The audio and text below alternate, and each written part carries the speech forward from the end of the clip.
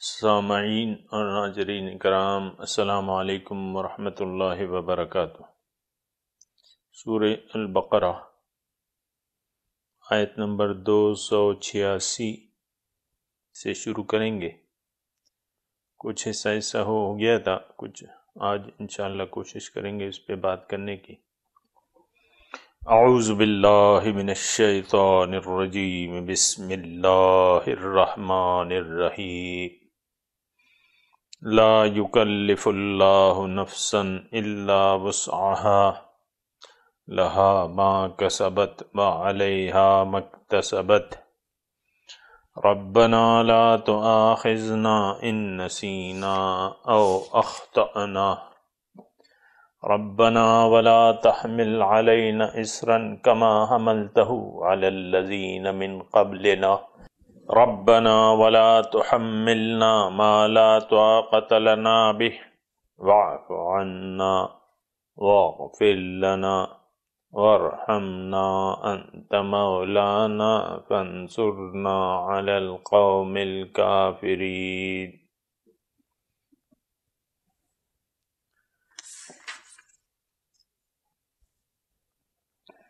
لا يكلف الله نفسا الا وسعها، اللہ مکلف نہیں کرتا کسی کو لیکن اس کی طاقت کے مطابق۔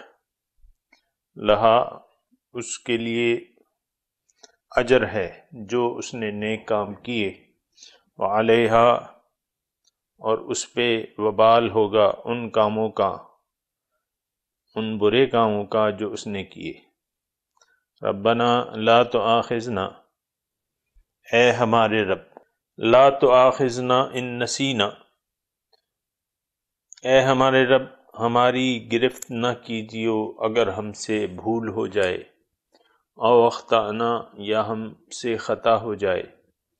ربنا ولا تحمل علینا اصرا کما حملته علی الذین من قبلنا، اے ہمارے رب ہم پر ایسا بوجھ نہ ڈال جیسا کہ تو نے ڈالا ان لوگوں پر جو ہم سے پہلے تھے۔ ربنا ولا تحملنا ما لا طاقت لنا به، اے ہمارے رب ایسے حالات ہمارے لیے پیدا نہ کیجیو جس کو برداشت کرنے کی طاقت ہم میں نہ ہو۔ واعف عنا، ہم سے درگزر کیجیے۔ واغفر لنا، ہماری کوتاہیوں کو معاف کر دیجیے۔ وارحمنا، ہمارے اوپر رحم کیجیے۔ انت مولانا، تو ہی ہمارا دوست اور کارساز ہے۔ فانصرنا، پس مدد کر ہماری، علی القوم الکافرین، کافر قوم پر۔ سامعین اکرام، بہت بنیادی مضامین ہیں جس کا ہم آج کل مطالعہ کر رہے ہیں، اور یہ خاص اہمیت کا حامل ہے یہ آخری رکوع۔ جیسے کہ میں نے آپ کو حدیث سنائی تھی کہ فرشتہ خصوصی طور پر اس کی خوشخبری لے کے آیا کہ ابشر بالنورین، اے رسول آپ خوشخبری قبول کر لیجئے دو نوروں کی، فاتحۃ الکتاب و آخر سورہ بقرہ، ایک تو سورہ فاتحہ اور دوسرے سورہ بقرہ کا آخری رکوع۔ تو ابشر بالنورین، دو نور۔ آپ کو میں نے عرض کیا تھا کہ قرآن پاک تو ویسے بھی نور ہے، لیکن یہ خصوصی طور پر اس میں روشنی ہے۔ سورہ فاتحہ کی بھی روشنی واضح ہے، اس پہ بات ہو چکی ہے، اور یہ جو رکوع ہے اس کا جیسے یعنی جس طریقے سے اس کا افتتاح ہوا ہے سامعین کرام کہ للہ ما فی السماوات و ما فی الارض، کہ اللہ ہی کی ملکیت ہے جو کچھ آسمانوں اور زمینوں میں ہے، یہ حقیقت اگر ہمارے ذہن نشین ہو جائے تو کوئی رکاوٹ نہیں ہوگی کہ ہم اپنی منزل کو نہ پائیں۔ پھر اس کے بعد سامعین کرام، محتاط رہنے کے لیے اللہ تعالیٰ نے چونکہ تقوی جو ہے وہ ملاک الحسنات ہے، نیکیوں کی جڑ ہے تقوی، تو اللہ تعالیٰ نے اس کے بارے میں خبردار فرما دیا کہ ان تبدو ما فی انفسکم او تخفوہ یحاسبکم بہ اللہ، کہ دیکھو تم محتاط رہو، جو بھی خیالات تمہارے دل میں اگر کوئی برا وسوسہ آئے تو اس کو جڑ نہ پکڑنے دینا۔ اگر اس نے جڑ پکڑ لی اور اس کا ارادہ بن گیا تمہارا اس پر عمل کرنے کا، تو اللہ تعالیٰ پھر اس کا محاسبہ تم سے کرے گا، پھر اس کی مرضی ہے، دیکھے گا وہ۔ فَيَغْفِرُ لِمَن يَشَاءُ وَيَغْفِرُ لِمَن يَشَاءُ وَاللَّهُ عَلَىٰ كُلِّ شَيْءٍ قدیر، یہ مضمون گزر گیا تھا۔ پھر آمن الرسول بما انزل الیہ من ربہ، یہ بھی خاصا اہمیت کا مضمون ہے کہ رسول کا یقین ہے اور مومنوں کا بھی یقین ہے، جو تعلیم نازل کی گئی ہے اس پر یقین ہے، ہر ایک کا ایمان ہے اللہ پر، پھر ملائکوں پر، اس کی کتابوں پر، اس کی رسولوں پر، اور اس کا تذکرہ جو ہے ہم نے گزشتہ مضامین میں کیا تھا، اس پہ بات کی تھی۔ اور پھر قالوا سمعنا واطعنا، مسلمانوں کی ایک نعرہ ہے، ایک عادت ہے، مسلمانوں کی ایک جذبہ ہے کہ سمعنا واطعنا، اس پر بھی ہم نے بات کی تھی۔ پھر غفرانک، نطلب غفرانک، میں نے آپ کو یہ مضمون بیان کیا تھا کہ اے اللہ تعالی ہم تو سنیں گے، اطاعت کریں گے، لیکن پھر بھی ہم انسان ہیں، اگر کوئی کوتاہیاں ہم سے ہو جائیں، نطلب غفرانک، ہم اس سلسلے میں تیری بخشش چاہتے ہیں، کیونکہ تیری ہی طرف لوٹ کے آنا ہے اور پھر تجھ ہی کو ہم نے جواب دہ ہونا ہے، تو آپ ہمیں بخش دیجیے قبل اس کے کہ ہمارا اور آپ کا سامنا ہو، تو ہمیں اس سے پہلے بخش دیجیے۔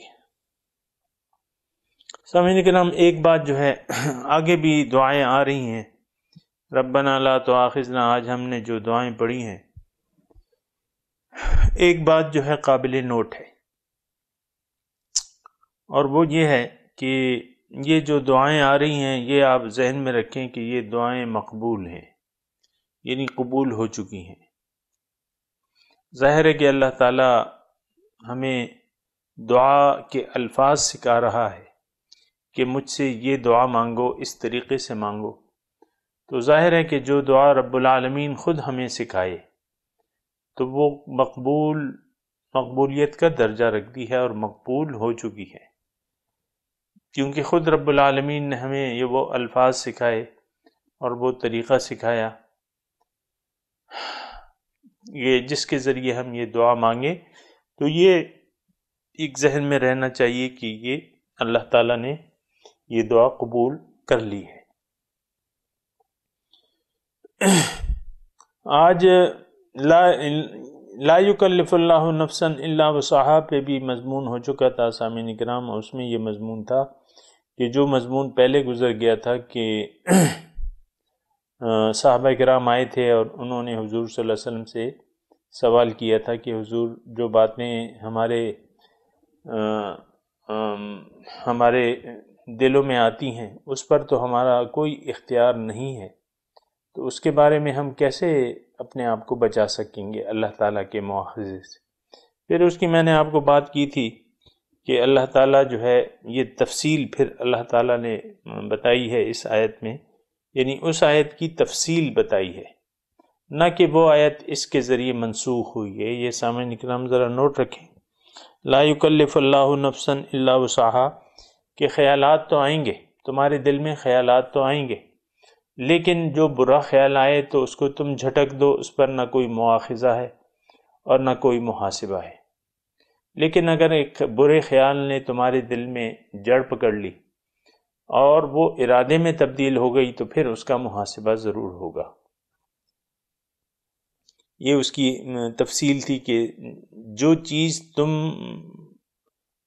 یعنی اللہ تعالیٰ کسی کو اس کی طاقت سے زیادہ مکلف نہیں کرتا۔ وسوسہ آیا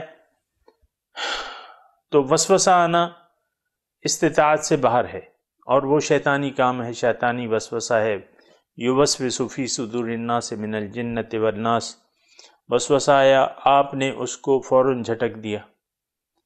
تو یہ اس پر نہ کوئی محاسبہ ہے نہ کوئی گرفت ہے۔ سامعین کرام یہ بات اچھی طرح نوٹ کر لیں۔ لیکن اگر وسوسہ جو ہے وہ جڑ پکڑ گیا، آپ نے اس کی طرف توجہ کر لی، اس کا پھر ارادہ بھی کر لیا، تو اس کا پھر محاسبہ ہوگا۔ تو اللہ تعالیٰ کسی کو اس کی وسعت سے زیادہ، اب یہ ارادہ بنا لینا ایک کام کا، ایک برے کام کا ارادہ بنا لینا، یہ تو پھر آپ کے اختیار میں ہے۔ لہا ما کسبت وعلیہا ما اکتسبت، آج کا مضمون جو ہے سامعین کرام یہ ہے لہا۔ لہا میں لام جو ہے یہ ضمیر نفس کی طرف ہے، یعنی انسان کے لیے لہا وہ ہے، اور لہا یہ ہا سے پہلے اگر لام آ جائے تو اس کا مطلب سامعین کرام ہوتا ہے کہ یعنی اگر اس نے کوئی اچھا کام کیا تو اس کا انجام اس کو ضرور ملے گا، اس کا نتیجہ اس کو ضرور ملے گا، اس کا اجر اس کو ضرور ملے گا۔ اور اگر ہا سے پہلے الف لام آ جائے علیہا، تو عربی میں یہ قاعدہ ہے کہ اس کا یعنی برے کام کے برے نتیجے کے لیے یہ مطلب نکلتا ہے اس کا۔ یہ ذرا نوٹ کر لیں، لہا ما کسبت وعلیہا ما اکتسبت، اس کے لیے انسان کے لیے وہ کچھ ہے جو یہ کمائے، اور یعنی جو نیکیاں کمائے اس کے لیے وہ ضرور اس کا اجر ہوگا۔ وعلیہا ما اکتسبت، اور اس پر وبال ہوگا، خراب انجام کا اس کو سامنا کرنا پڑے گا جو برے کام یہ کر رہا ہے۔ سامعین کرام یہ مضمون جو ہے قرآن پاک میں مختلف جگہوں پہ یہ مضمون آیا ہے۔ جیسا کہ مثال کے طور پہ میں عرض کرتا ہوں، لیکن مثال عرض کرنے سے پہلے میں آپ کو یہ بتانا ضروری سمجھتا ہوں کہ ہمارے ذہن میں یہ چیز جو ہے یہ ہمارے ذہن میں نہیں ہے، یعنی اچھے کام کا ہمیں اجر ملے گا، نہ تو ہم اجر کے طالب ہیں نہ عذاب سے ڈرتے ہیں۔ اور سامعین کرام اگر سچی بات اگر آپ تلاش کرنا چاہیں تو حقیقت یہ ہے کہ ہمارا آخرت پر یقین نہیں ہے، اور اگر اس کی دلیل آپ قرآن سے سننا چاہتے ہیں تو وہ یہ ہے کہ یعلمون ظاہرا من الحیات الدنیا وہم عن الآخرۃ غافلون، یہ لوگ جو ہیں ظاہر دنیا کے بارے میں تو جانتے ہیں، اس کا علم رکھتے ہیں، اور وہم عن الآخرۃ غافلون، آخرت سے یہ لوگ غافل ہیں۔ تو آج ہم جس معاشرے میں رہ رہے ہیں سامعین کرام، اس معاشرے کے لوگ حقیقت میں آخرت پر ایمان نہیں رکھتے، اور اس کے مظاہر تو آپ عام طور پہ دیکھ رہے ہیں، اس میں زیادہ لمبے چوڑے دلائل کی ضرورت نہیں ہے، اور اس کے بارے میں آپ دیکھ رہے ہیں، اور میں آپ کو بتاتا بھی رہتا ہوں، اور آپ کے ارد پیش جو ہے سارے واقعات ہو رہے ہیں۔ یعنی اچھا معاشرہ جو ہے وہ نیکی کی طرف نہیں جا رہا، وہ بدی میں روز بروز جو ہے بدی میں مبتلا ہو رہا ہے، اور بدی کے قریب جا رہا ہے، نیکی سے یہ بھاگ رہے ہیں۔ اور سامعین کرام اگر قرآن چونکہ ہمارے حالات ہمیں بیان کرتا ہے، تو قرآن میں یہ بات بڑی اچھی طریقے سے بیان ہو گئی ہے۔ صرف یہ ہے کہ قرآن کو ہم اپنے اوپر فٹ کرنے کی کوشش نہیں کرتے۔ فما لهم عن التذکرۃ معرضین کأنہم حمر مستنفرہ فرت من قسورہ، ان کو کیا ہوا کہ یہ نصیحت سے منہ موڑے ہوئے ہیں۔ فما لهم عن التذکرۃ معرضین کأنہم حمر مستنفرہ، گویا کہ یہ بتکے ہوئے گدھے ہیں، فرت من قسورہ، جو بھاگ رہے ہیں شیر سے۔ حمر مستنفرہ کا مطلب جنگلی گدھے جو بتکے ہوئے ہیں، اب ظاہر ہے کہ جنگلی گدھے جو ہیں وہ تو ان کی تو تربیت نہیں ہوتی، نہ ان کو سدھایا جاتا ہے، وہ تو جب خطرہ محسوس کرتے ہیں تو بس وہ بھاگ پڑتے ہیں. اور گدھا عام طور پہ بے وقوفی کی علامت سمجھا جاتا ہے، تو تھوڑی سی بھی اس طریقے سے بھی، ورنہ تو اور جانور بھی جو ہیں وہ مثال کے طور پہ ہرن ہو گیا یا اور جانور، تو لیکن یہاں گدھے کی مثال دی گئی ہے. حمرم مستنفرہ فرت من قسورہ، جیسا کہ یہ جنگلی گدھے ہیں جو بتکے ہوئے ہیں اور یہ بھاگ رہے ہیں، ایسے بھاگ رہے ہیں، ایسا بدک کے بھاگ رہے ہیں جیسا کہ کوئی شیر سے بدک کے بھاگتا ہے. سامعین کرام، حقیقت یہ ہے کہ ہم لوگ قرآن سے بھاگ رہے ہیں، نصیحت سے ہم نے منہ موڑا ہوا ہے. آپ دیکھیں نا اس کے مظاہر جو ہیں، آپ دیکھیں یہ جو معاشرے کی میں بات کرتا ہوں، معاشرے میں بے حیائی جو ہے اور بے مقصدیت عام ہے.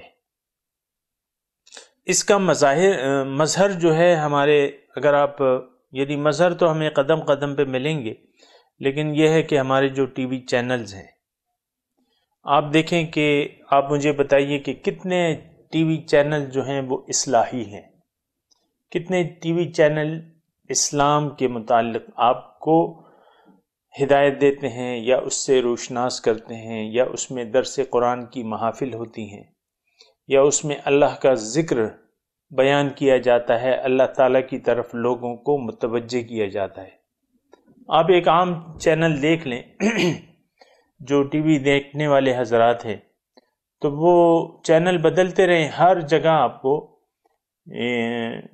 یعنی ایک تو نیوز چینل ہے، وہ بھی کن خبروں کا انتخاب کرتے ہیں، اس میں بھی آپ دیکھیں. پھر جو انٹرٹینمنٹ چینل ہیں، تو دیکھیں آپ کس طریقے سے وہ رجحان جا رہا ہے، یعنی ہمارا رجحان کس طرف ہے.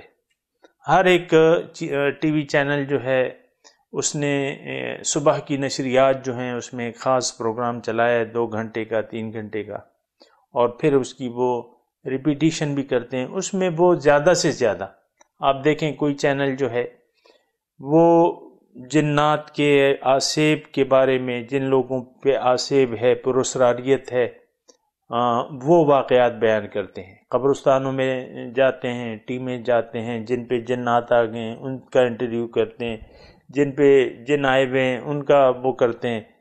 وہ یعنی وہ سنسنی خیزی اور لوگوں کی توجہ غیر ضروری چیزوں کی طرف مائل ہوتی ہے. اب زیادہ تر آپ دیکھیں کہ ٹی وی جو، یہ ویسے ہی میں مثال کے طور پہ عرض کر رہا ہوں کہ ہمیں مقصود میرا اس تمام بات چیت سے یہ ہے کہ ہمیں نیکی کی طرف، ہم نیکی سے بھاگ رہے ہیں، بدی کی طرف ہم دوڑ رہے ہیں. تمام تقریباً چینل جو صبح سویرے کے، مثال کے طور پہ میں عرض کر رہا ہوں، ورنہ اتنے لمبے چوڑے دلائل کی ضرورت نہیں ہے. آپ کے قدم قدم پہ مظاہر آپ کے گھر میں بھی ہیں، آپ کے محلے میں بھی ہیں، آپ کے بازار میں بھی ہیں. لیکن یعنی ٹی وی چینل جو ہیں ہمارے جو خواہشات ہیں اس کا وہ ہے، اس کا مظہر ہے. وہ ریٹنگ جو ہوتی ہے، آپ دیکھیں کہ ریٹنگ، کن پروگراموں کی ریٹنگ جو ہے وہ زیادہ ہوتی ہے، کن پروگراموں کو زیادہ دلچسپی سے دیکھا جاتا ہے. یہ آپ خود دیکھ لیں، جو دیکھنے والے ہیں ان کو پتہ چل جائے گا، جو نہیں دیکھتے وہ ایک الگ بات ہے. تو برائی کی طرف ہمارا معاشرہ بہت زیادہ آمادہ ہوتا ہے اور نیکی سے ہم بھاگ رہے ہیں. اس کا مظہر جو ہے ہمارے، آپ دیکھ لیں جو چینلز ہیں، اس کا مظہر یہ ٹی وی چینل کیا ہیں؟ یہ ہم ہی ہیں، اور یہ ہماری خواہشات ہیں. جو چینل والے ہمارے سفلی جذبات کو بھڑکاتے ہیں اور اس کو یعنی زیادہ سے زیادہ وہ پروگرام پیش کرتے ہیں جس سے ہمارے سفلی جذبات جو ہیں وہ بھڑک جائیں اور بے مقصدیت کی طرف ہمیں لے جاتے ہیں، اور فضول کاموں میں ہماری توجہ لے جانے کی کوشش کرتے ہیں، کیونکہ ہم معاشرتی طور پہ بے مقصد زندگی گزار رہے ہیں۔ آپ دیکھیں یہ کیبل چینل والے جو ہیں، ان کو آپ دیکھیں، یہ یعنی کیبل بھی، ایک تو میں نے آپ کو ٹی وی چینلز کی بات کی، ایک کیبل کے چینل ہیں، ان کے اپنے سی ڈی چینلز ہوتے ہیں، تو زیادہ سے زیادہ یہ گانے یعنی بڑے شوق سے دیکھے جاتے ہیں اور دکھائے جاتے ہیں، کیبل والوں کی میں بات کر رہا ہوں۔ الا ماشاء اللہ یہ ایک آدھ چینل کوئی قرآن کی تلاوت لگا دیتے ہیں، اس کا ترجمہ لگا دیتے ہیں بس، یا کوئی نعت شریف لگا دیتے ہیں، لیکن اکثر چینل جو ہیں ان کے جو ہیں وہ آپ دیکھیں کون سے چینلوں کا یہ انتخاب کرتے ہیں، انڈین چینل کا، یہ اپنی یعنی کیبل والے یہ کیبل والے کون ہیں؟ یہ ہم ہی لوگ ہیں، ہماری خواہشات کے مطابق وہ چینل سیٹ کرتے ہیں، تو گانے، ناچ گانے، مجرے اور یہ تھیٹر جو جگت بازیاں ہوتی ہیں، اس کو زیادہ تر یہ لوگ پسند کرتے ہیں، تو وہ لوگ دکھاتے ہیں۔ ہم لوگ ان کے پاس یہ لے جاتے ہیں قرآن شریف، تو بہت کم، بہت مشکل سے یہ لوگ تیار ہوتے ہیں، کیونکہ اس کی ڈیمانڈ ہی نہیں ہے، قرآن شریف کو سیکھنے کی یا سکھانے کی کوئی ڈیمانڈ ہی نہیں ہے۔ کوئی ان سے ڈیمانڈ نہیں کرتا کہ کوئی درس قرآن کا تم چینل بناؤ، کوئی سی ڈی چینل بناؤ اور اس میں ہمیں قرآنی مضامین سے ہمیں آگاہ کرو، کوئی ڈیمانڈ ہی نہیں ہے، تو وہ لوگ بھی غافل ہیں۔ آپ یعنی معاشرے کو آپ دیکھ لیں کہ ہم لوگ کس طرف جا رہے ہیں، برائی کی طرف ہم دوڑ رہے ہیں، نیکی سے بھاگ رہے ہیں، اور ایسے بھاگ رہے ہیں گویا کہ بت کے ہوئے گدھے ہیں جو جنگلی شیر سے بھاگ رہے ہیں۔ فَمَا لَهُمْ عَنِ التَّذْكِرَةِ مُعْرِضِينَ كَأَنَّهُمْ حُمُرٌ مُّسْتَنفِرَةٌ فَرَّتْ مِنْ قَسْوَرَةٍ بَلْ يُرِيدُ كُلُّ امْرِئٍ مِّنْهُمْ أَن يُؤْتُوا صُحُفًا مُّنَشَّرَةً كَلَّا بَل لَّا يَخَافُونَ الْآخِرَةَ، یہ آخرت سے نہیں ڈرتے۔ بہرحال سامعین کرام، یہ مضمون ہے کہ لہا ما کسبت وعلیہا ما اکتسبت، اس پہ آپ غور کریں۔ اللہ تعالیٰ فرما رہا ہے کہ اگر تم نے نیکی کی تو اس کا اجر تمہیں دیا جائے گا، اگر تم نے برائی کی تو اس کا وبال بھی تم پر ضرور پڑے گا۔ سامعین کرام، یہ ایک ایسا نقطہ ہے جس سے ہم معاشرتی طور پہ، انفرادی طور پہ اور من حیث القوم اس سے غافل ہیں۔ اول تو کوئی جواب دہی کا احساس ہی نہیں ہے، اور معاشرے کی ساری توجہ جو ہے وہ ظاہر کی طرف ہے، اور باطن سے یہ لوگ غافل ہیں۔ تو پھر آپ کو تو میں نے ابھی بتایا نا کہ برائی کی طرف ہم لوگ آمادہ ہو رہے ہیں، جتنی برائی ہم سہ سکتے ہیں وہ سہ رہے ہیں، کوشش کر رہے ہیں کہ بھئی اور مزید برائی، مزید برائی، مزید بے حیائی، اس کی طرف ہم آمادہ ہو رہے ہیں، اور نیکی سے ہم بھاگ رہے ہیں۔ تو بہرحال حقیقت یہ ہے سامعین کرام، لہا ما کسبت وعلیہا ما اکتسبت، یہ مضمون جو ہے خاصا توجہ طلب ہے۔ ہمارا معاشرہ یا ہم لوگ جو ہیں، ہم ایک آس اور امید لگائے بیٹھے ہیں کہ جو برے اعمال ہم کر رہے ہیں، جو گناہ کر رہے ہیں، جو بے مقصدیت کی زندگی گزار رہے ہیں، اس کے نتائج جو ہیں وہ اس کا ہمیں سامنا نہیں کرنا پڑے گا۔ میں اس معاشرے کی بات کر رہا ہوں جس میں میں رہ رہا ہوں، اور چونکہ آپ بھی رہ رہے ہیں، آپ بھی سوچیں میری اس بات کو کہ باوجود زندگی بے مقصد گزارنے کے، باوجود اللہ تعالیٰ کو بھلا دینے کے، باوجود دنیا اور ما فیہا کو اپنا مقصود بنا لینے کے، ہم لوگ یہ سوچتے ہیں کہ ہم آخرت میں نجات پا جائیں گے اور کبھی نہ کبھی جنت میں چلے جائیں گے۔ ٹھیک ہے، چند دن کے لیے اگر ہمیں اللہ تعالیٰ نے عذاب دے دیا تو کوئی بات نہیں، چند دن کا عذاب سہ لیں گے اور پھر آخر کار چلے جائیں گے۔ اور آخر کار جانے کا یہ نظریہ اتنا پختہ ہو چکا ہے سامعین کرام، جس کا اندازہ آپ خود لگا سکتے ہیں۔ کوئی یہ نہیں کہتا کہ میں مستقل جہنم میں رہوں گا، کوئی ہم میں سے یہ سوچ بھی نہیں سکتا، نہیں، ہر ایک یہ کہتا ہے کہ میں نے بس چند دن گزارنے ہیں، اور یہی عقیدہ جو ہے وہ یہود کا تھا. لن تمسنا النار الا ایاما معدودہ قل اتخذتم عند اللہ عہدا ام تقولون علی اللہ ما لا تعلمون بلا من کسب سیئۃ احاطت به خطیئتہ فاولئک اصحاب النار هم فیہا خالدون. سامعین کرام، سمجھ کی بات ہے، تھوڑا آپ سوچیں اور سمجھنے کی کوشش کریں. یہود کون تھے؟ یہ مسلمان تھے. یہود کون تھے؟ حضرت عیسیٰ علیہ السلام کے امتی تھے. ہم کون ہیں؟ ہم بھی ایک پیغمبر کے امتی ہیں اور وہ بھی ایک پیغمبر کے امتی ہیں.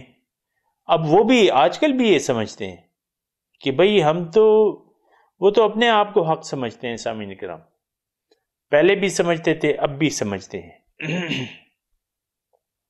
اور وہ یہ کہتے تھے جس طرح ہم کہتے ہیں کہ لن تمسنا النار الا ایاما معدودہ، کہ آگ ہمیں نہیں چھوئے گی لیکن گنتی کے چند دن. اسی طرح ہم بھی کہتے ہیں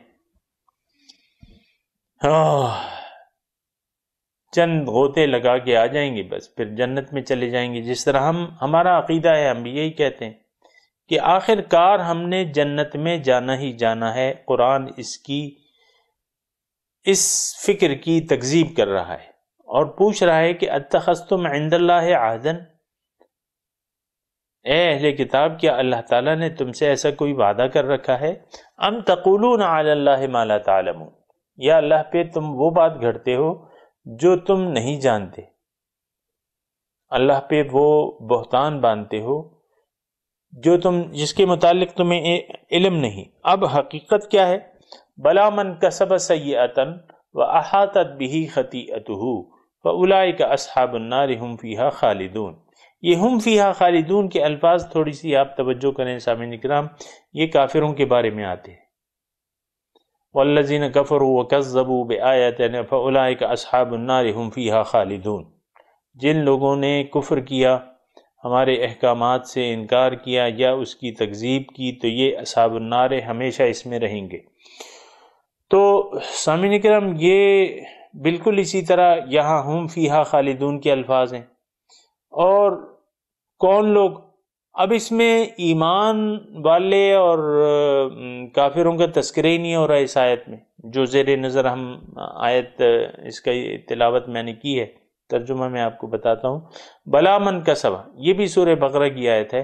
بلا من کسب سیئۃ واحاطت به خطیئتہ، بلکہ اے یہودو، تمہارا یہ تصور غلط ہے کہ ہم چند دن کے لیے جائیں گے اور پھر آگ سے نکل آئیں گے. نہیں، من کسب سیئۃ، جس نے برائی کا ارتکاب کیا، واحاطت به خطیئتہ، پھر اس کی خطاؤں نے اس کو گھیر لیا،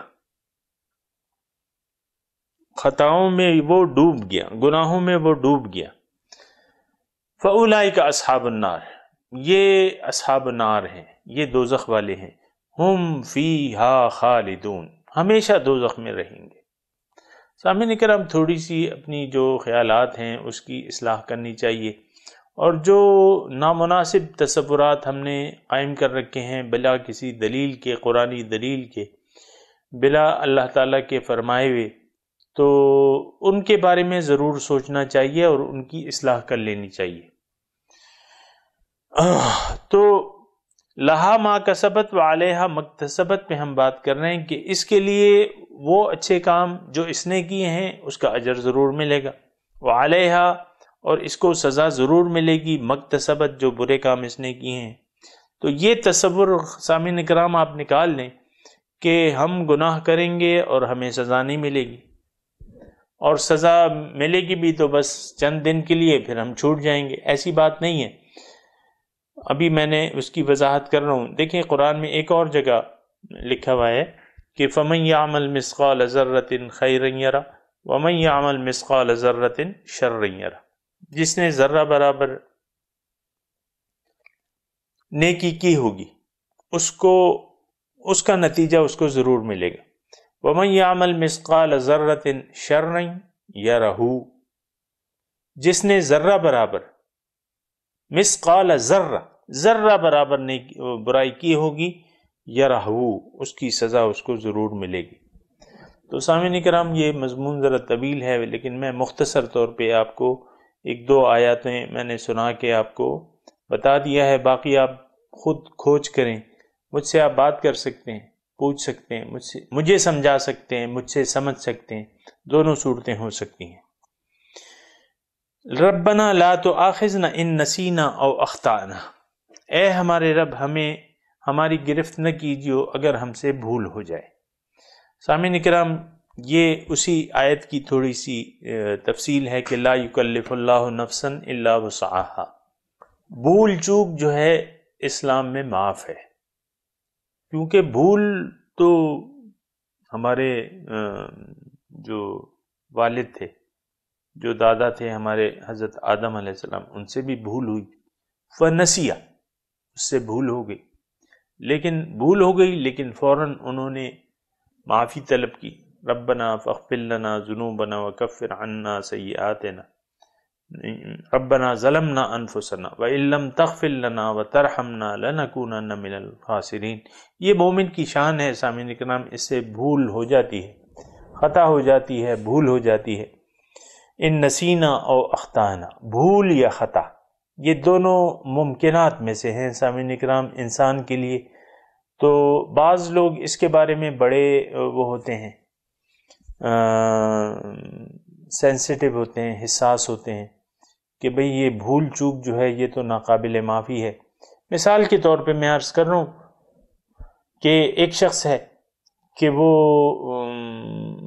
جذبات اس کے اچھے ہیں اور وہ سنت کے مطابق داڑھی رکھنا چاہتا ہے، لیکن وہ اس خیال سے نہیں رکھتا کہ یار اس کی ذمہ داریاں بہت ہیں، اگر پھر مجھ سے کوئی بھول چوک ہو جائے پھر کیا ہوگا۔ تو یہ ویسی میں آپ کو ایک یعنی اس کی تفصیل عرض کر رہا ہوں کہ بھول چوک یعنی اس کے ڈر سے لوگ نیکی سے رک جاتے ہیں اور بس بھول چوک میں مبتلا ہوتے رہتے ہیں، بھول چوک کرتے رہتے ہیں، یہاں تک کہ جو خطائیں ہیں وہ عمدن قصدن عمدن گناہوں کی شکل اختیار کر لیتی ہیں، اور وہ چھوٹے گناہ پھر بڑے گناہوں میں تبدیل ہو جاتے ہیں، اور پھر انسان گمراہی کے راستے پر چلتا رہتا ہے یہاں تک کہ بہت دور کی گمراہی میں اولئک فی ضلال بعید کے مصداق ہو جاتا ہے کہ یہ بہت دور کی گمراہی میں ہے۔ تو ایسا نہیں کرنا چاہیے۔ یہ بات نوٹ کر لیں کہ بھول چوک جو ہے اللہ تعالیٰ نے آپ کو، جیسے کہ میں نے پہلے کہا کہ یہ دعائیں اللہ تعالیٰ نے قبول کر لی ہیں، بھول چوک پہ کوئی مواخذہ نہیں ہے۔ وہ خطا، غلطی میں جو خطا ہو جائے انسان سے، جذبات ہیں، انسان کے مختلف جذبات ہوتے ہیں، کسی کو مثال کے طور پہ گالی دے دی، کوئی برے کلمات کہہ دیے، لیکن پھر فوراً ہی متوجہ ہو گیا، تو اللہ تعالیٰ سے بھی معافی مانگ لی، اس بندے سے بھی معافی مانگ لی، کسی کے پیسے کھا لیے مثال کے طور پہ، ناجائز طریقے سے پیسے لے لیے، پھر اسے احساس ہوا کہ یہ تو حرام ہے، وہ پیسے اس کو واپس کر دیے، اس سے معافی مانگ لی، رشوت لے لی، غلطی سے رشوت، لالچ میں آ کے رشوت لے لی، پھر گھر جا کے احساس ہوا کہ یہ تو اللہ تعالیٰ اس سے ناراض ہوتا ہے، وہ رشوت اس نے واپس کر دی، اللہ تعالیٰ سے معافی مانگ دی، کسی کی حد تک کر دی، بے عزتی کر دی، پھر اس کو احساس ہوا۔ تو یہ خطائیں ہوتی رہتی ہیں سامعین اکرام۔ غصے میں آ گیا اور غصے میں کچھ ایسی باتیں کہہ دی جو نامناسب تھیں، کسی کی غیبت کر دی، کسی پہ ظلم کر دیا، لالچ میں آ گیا، کوئی اور خطا ہو گئی۔ تو یہ خطائیں جو ہیں بھول کے یا خطا، دیکھیں ایک اس میں تھوڑی سی وہ ہوتی ہے، خطا جو ہے وہ قابل معافی ہے، یعنی انسان جذبات کے بہاؤ میں آ کر اگر اس سے کوئی خطا ہو جائے، کسی بھی قسم کی کوئی خطا ہو جائے، تو پھر وہ فوراً اس کا پھر طریقہ کار یہ ہے کہ آپ نے اس پر اصرار نہیں کرنا۔ یہ سامعین کرام ایک طریقہ ہے مومنوں کا کہ وَلَمْ يُصِرُّوا عَلَى مَا فَعَلُوا وَهُمْ يَعْلَمُونَ، یہ لوگ اصرار نہیں کرتے، گناہ پر اصرار نہیں کرتے، جانتے بوجھتے اصرار نہیں کرتے، یہ مومن کی صفت ہے۔ جو انسان جانتے بوجھتے گناہوں میں مبتلا ہے تو اس کے متعلق فتویٰ کچھ اور ہے سامعین کرام، لیکن انسان خطا کر رہا ہے، خطا ہو گئی اس سے، اس کو فوراً اذا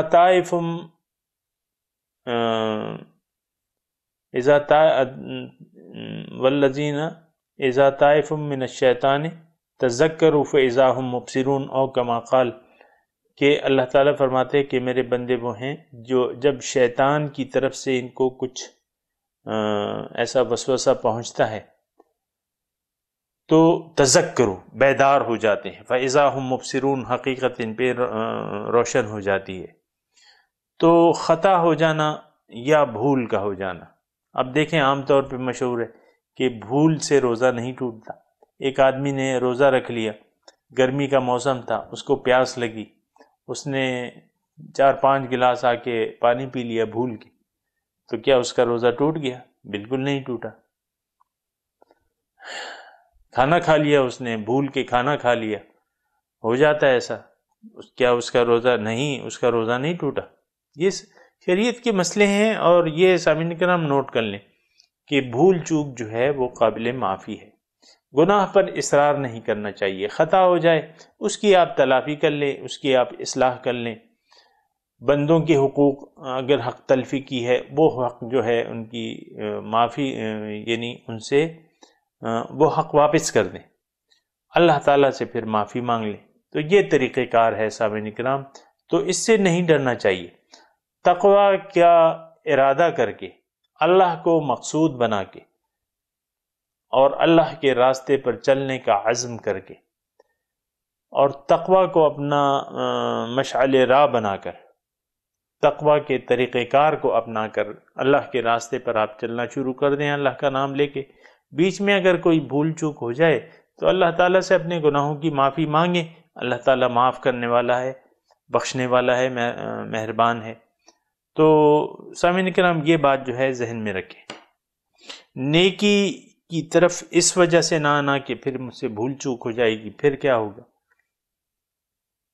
نہیں، ایسا نہ سوچیں۔ اللہ تعالیٰ خطاؤں کو معاف کرنے والا ہے، غفور الرحیم انہی لوگوں کے لیے ہے جو اللہ تعالیٰ کے راستے پر چل رہے ہیں، پھر ان سے کوئی خطا ہو جاتی ہے تو اللہ تعالیٰ بخشنے والا مہربان ہے۔ ربنا ولا تحمل علینا اصرا کما حملتہ علی الذین من قبلنا، اے ہمارے رب ہم پر ایسا بوجھ نہ ڈالیو کہ جو جیسا کہ تو نے ہم سے پہلے لوگ گزرے ہیں ان پر بوجھ ڈالا، یعنی جو بعض شریعتیں ایسی تھیں جو یعنی ان کے لیے بوجھ یعنی ہمارے مقابلے میں بوجھ زیادہ تھا۔ یہ اللہ تعالیٰ کی حکمتیں ہیں، لیکن یہ ہے کہ امت مسلمہ کے لیے اللہ تعالیٰ نے بہت سی آسانیاں پیدا کر دی ہیں، کیونکہ اس کے بعد کوئی شریعت نہیں ہے، تو اللہ تعالیٰ نے شریعت کو آسان بنا دیا ہے۔ نماز کا حکم ہے، مثال کے طور پہ آپ نے نماز،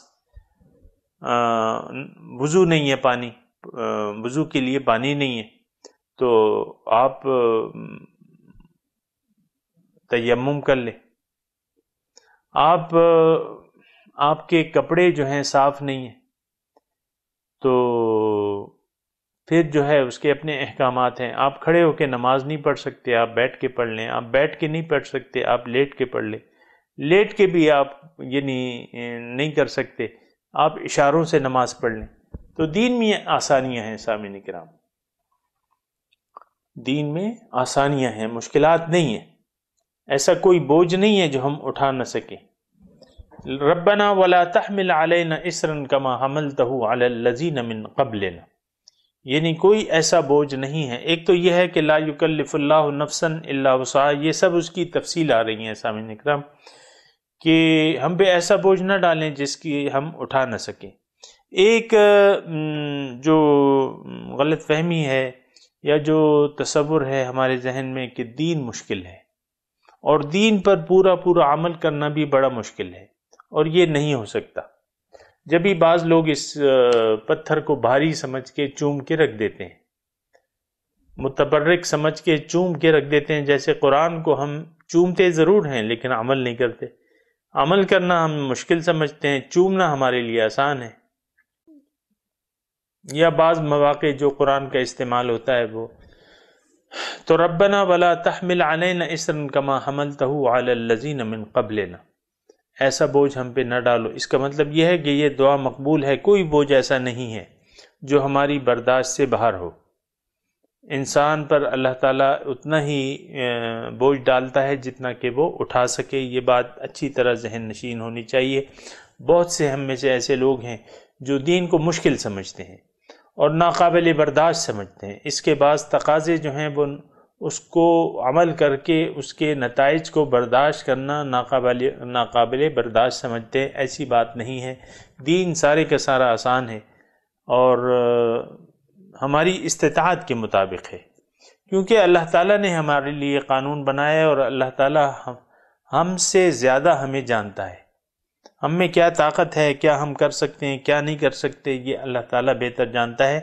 تو اللہ تعالیٰ کے قانون کو صحیح تسلیم کرتے ہوئے آپ اس قانون کے سامنے سر کو جھکا دیں۔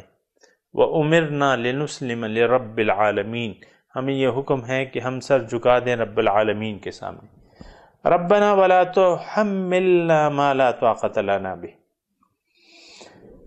اے ہمارے رب ہم پر ہمارے لیے ایسے حالات پیدا نہ کیجیے جس کو برداشت کرنے کی طاقت ہم میں نہ ہو۔ یہ دعا بھی سامعین کرام قبول ہو چکی ہے۔ اس کا مطلب یہ ہے کہ کبھی آپ پہ ایسے حالات نہیں آئیں گے جس کا بوجھ جو آپ کے برداشت سے باہر ہوں۔ سامعین کرام، یہ وہ نقاط ہیں جو ہمارے اور آپ کے ذہن میں ہونے چاہیے۔ بعض وقت کچھ اصل میں ہم سمجھتے نہیں ہیں نا، مطلب کم عقل ہیں بعض لوگ، جو ہوشیار ہیں وہ تو ہوشیار ہی ہیں، جو میری طرح ہیں کم عقل ہیں، تو وہ پھر بعض احکامات کو یہ سمجھتے ہیں یا بعض حالات میں تھوڑے سے بددل ہو جاتے ہیں، مایوس ہو جاتے ہیں۔ ایسی بات نہیں ہے، ہر حالت جو انسان پر آتی ہے تو وہ قابل برداشت ہوتی ہے، اس کو برداشت کرنا چاہیے، ہنسی خوشی برداشت کرنا چاہیے، صبر اور شکر سے کام لینا چاہیے۔ تو سامعین کرام، یہ وَلَا تُحَمِّلْنَا مَا لَا طَاقَةَ لَنَا بِهِ، اور آپ ہم پہ ایسا بوجھ، ایسے حالات نہ پیدا کریں کہ جس کی برداشت کرنے کی طاقت ہم میں نہ ہو۔ وَاعْفُ عَنَّا، ہمیں معاف کر دیں، ہم سے درگزر کریں۔ اب ظاہر ہے کہ درگزر، یہ آپ کو میں دوبارہ اور بار بار بتا رہا ہوں کہ یہ دعائیں مقبول ہو چکی ہیں۔ سامعین کرام، آپ کے لیے اور میرے لیے خوشخبری ہے اس میں۔ وَاعْفُ عَنَّا وَاغْفِرْ لَنَا وَارْحَمْنَا، اب دیکھیں کتنی خوشخبری ہے۔ وَاغْفِرْ لَنَا، یعنی اللہ تعالیٰ نے ہم سے درگزر کر دیا ہے، اللہ تعالیٰ نے ہمارے گناہ معاف کر دیے ہیں، اللہ تعالیٰ ہم مرحومین میں شامل ہو گئے ہیں۔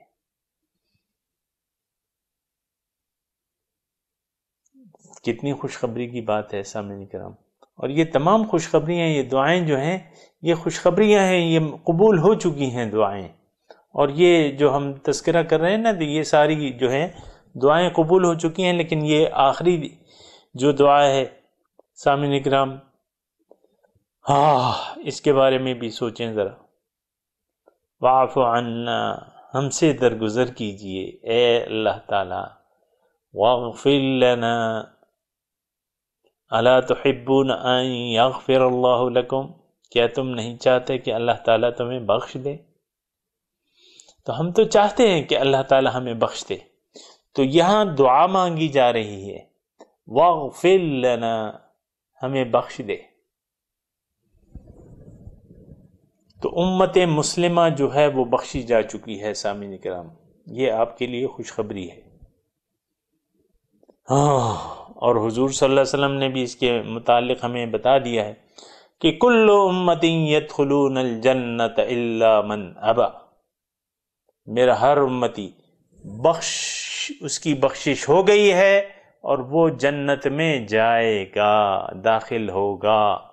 کل امت، ہر ایک امتی، یدخلون الجنہ، جنت میں داخل ہوگا، الا من ابا، مگر بس وہ نہیں جس نے انکار کیا۔ اب ظاہر ہے کہ ایک شخص انکار کرتا ہے تو وہ تو نہیں داخل ہو سکتا۔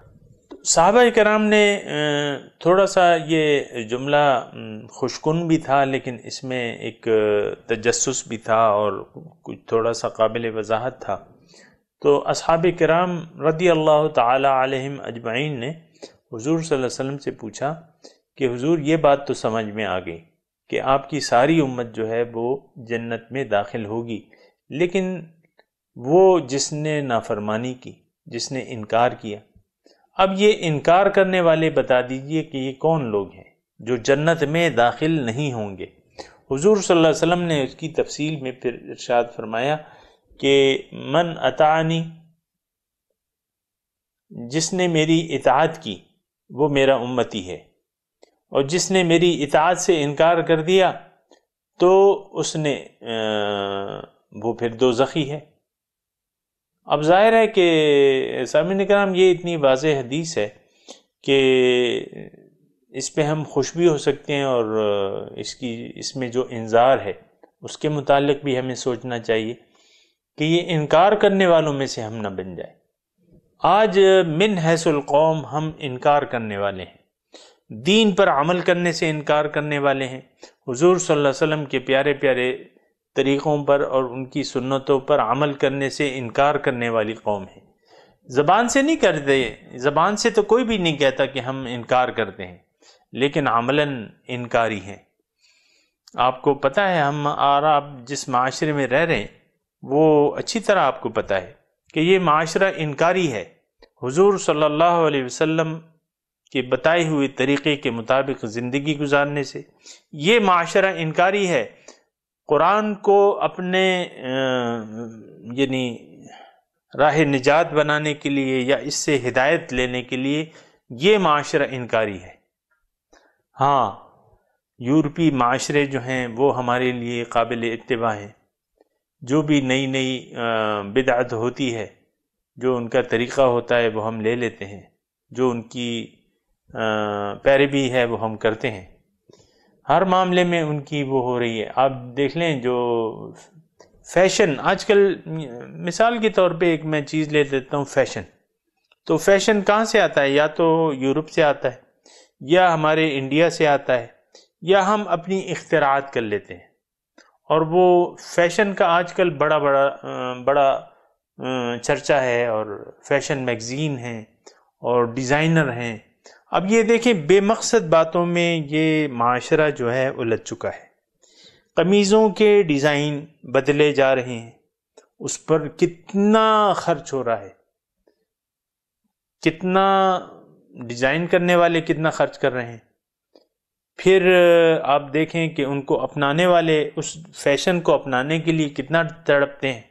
کوئی بھی فیشن آتا ہے تو وہ اپنا لیا جاتا ہے، اور پھر کہا جاتا ہے پرانے فیشن کے اگر کپڑے ہیں تو بھئی یہ تو پرانا فیشن ہے، یہ تو اب آؤٹ ڈیٹ ہے.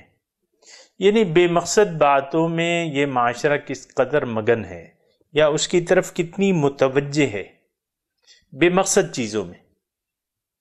اللہ تعالیٰ نے تو کوئی ایسی ہدایت نہیں کی کہ تم فیشن کو دیکھو. صرف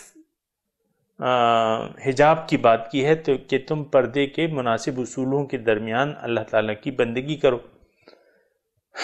تو معاشرہ آپ دیکھیں کہ یہ تو میں نے صرف ایک ایگزامپل کے طور پہ، وہ ہر چیز میں آپ دیکھیں کہ ہم نے یعنی یہ روایات جو ہیں ہماری، اپنی روایات کیا ہیں، ہماری کلچر، کس چیز کو ہم کلچر قرار دیتے ہیں، اپنی ثقافت، کلچر، ثقافت. آپ دیکھیں پھر جو رسمیں ہوتی ہیں شادیوں پہ، ڈھونڈ ڈھونڈ کے رسمیں نکالی جاتی ہیں اور وہ رسمیں کی جاتی ہیں.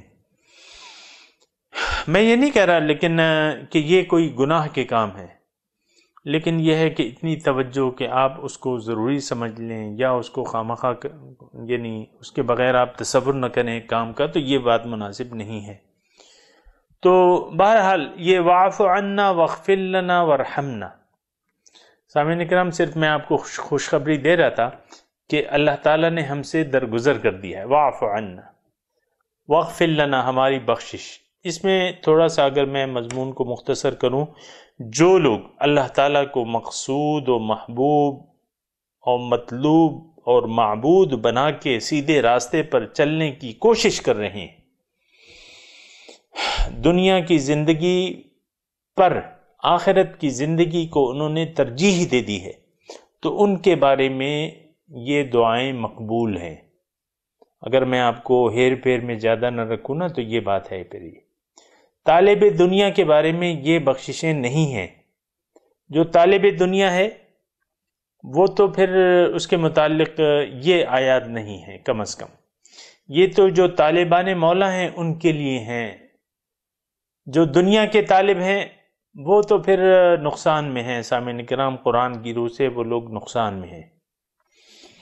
وَاعْفُ عَنَّا وَاغْفِرْ لَنَا وَارْحَمْنَا أَنْتَ مَوْلَانَا، اے اللہ تعالی ہمیں بخش دے، ہم سے درگزر کر ہم پر رحم فرما۔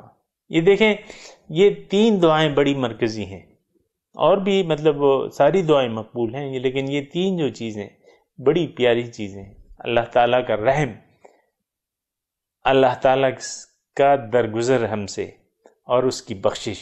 اگر آپ چاہتے ہیں تو صحیح لائن پہ آ جائیں، صراط مستقیم پر چلنے لگیں، اللہ کو مقصود اور مطلوب و محبوب بنا کے صراط مستقیم پر چلنے لگیں، حضور صلی اللہ علیہ وسلم کے طریقوں کے مطابق ان کے آئیڈیالوجی کو لے کے ان کے طریقے کے مطابق زندگی گزارنا شروع کر دیں، تو یہ تینوں باتوں کے آپ مستحق ہو جائیں گے۔ آپ سے اللہ تعالیٰ درگزر کر دے گا، آپ کے گناہوں کو اللہ تعالیٰ بخش دے گا، اللہ تعالیٰ آپ پر رحم کرے گا۔ سامعین کرام، کتنی زبردست بات ہے! اللہ کا رحم جس پر ہو جائے تو پھر اس کو کس چیز کی ضرورت ہے؟ انت مولانا، تو ہی ہمارا کارساز ہے، تو ہی ہمارا مولا ہے۔ حسبنا اللہ ونعم الوکیل، نعم المولا ونعم النصیر۔ ہم تو امیدیں نہیں رکھتے، بتوں سے تجھ کو امیدیں، خدا سے نو امیدیں، مجھے بتا تو صحیح اور کافری کیا ہے، فانصرنا علی القوم الکافرین۔ جو لوگ کافر ہیں، کافر کا مطلب جو تجھے نہیں چاہتے، جو تیری ملاقات سے انکاری ہیں، ان کے مقابلے میں ہماری امداد فرما۔ یہ دعا بھی قبول ہو چکی ہے سامعین کرام۔ اس کا مطلب یہ ہے کہ اللہ تعالیٰ آپ کا حامی اور ناصر ہے، اور ان کے مقابلے میں آپ کی مدد فرمائے گا۔ فانصرنا علی القوم الکافرین، کم ہمت اور بزدل ہونے کی ضرورت نہیں ہے، آپ کا مولا خدا ہے۔ جس کا حامی ہو خدا، اس کو مٹا سکتا ہے کون؟ نور حق شمع الہی کو بجھا سکتا ہے کون؟ جس کا حامی ہو خدا، اس کو مٹا سکتا ہے کون؟ انت مولانا، مولا تو تو ہی ہے ہمارا۔ یہ مقبول دعائیں سامنے نگرام، بار بار میں آپ کو کہہ رہا ہوں، تھوڑا سا آپ کو خوش ہونا جانا چاہیے۔ فانصرنا علی القوم الکافرین، ہماری مدد کر۔ یہ دعا مقبول ہے، اس کا مطلب اللہ تعالیٰ دیگر باطل قوتوں کے مقابلے میں آپ کی مدد ضرور کرے گا۔ انا لننصر رسلنا والذین آمنوا فی الحیاۃ الدنیا، دوسری جگہ وعدہ کیا ہے، ضرور میں مدد کروں گا اپنے رسولوں کی اور مومنوں کی، اس دنیا کی زندگی میں بھی اور آخرت میں بھی۔ سامعین کرام، اللہ تعالیٰ کا شکر ادا کرتے ہیں کہ سورہ بقرہ کے مضامین کو اس نے ہمیں سمجھنے کی توفیق عطا فرمائی، آپ کو سننے کی، مجھے بیان کرنے کی اللہ تعالیٰ نے توفیق عطا فرمائی۔ اللہ تعالیٰ سے دعا ہے کہ جس طرح اس نے سورہ بقرہ کو پایہ تکمیل تک پہنچایا، اللہ تعالیٰ سے ہم دعا کرتے ہیں کہ اسی طرح سورہ آل عمران کو بھی اللہ تعالیٰ ہمیں شروع کرنے اور اس کے مضامین کو سمجھنے، اس کو بیان کرنے، اس کو سننے اور سمجھنے کی توفیق اللہ تعالیٰ ہمیں عنایت فرمائے۔ وآخر دعوانا ان الحمد للہ رب العالمین، والسلام علیکم ورحمۃ اللہ وبرکاتہ۔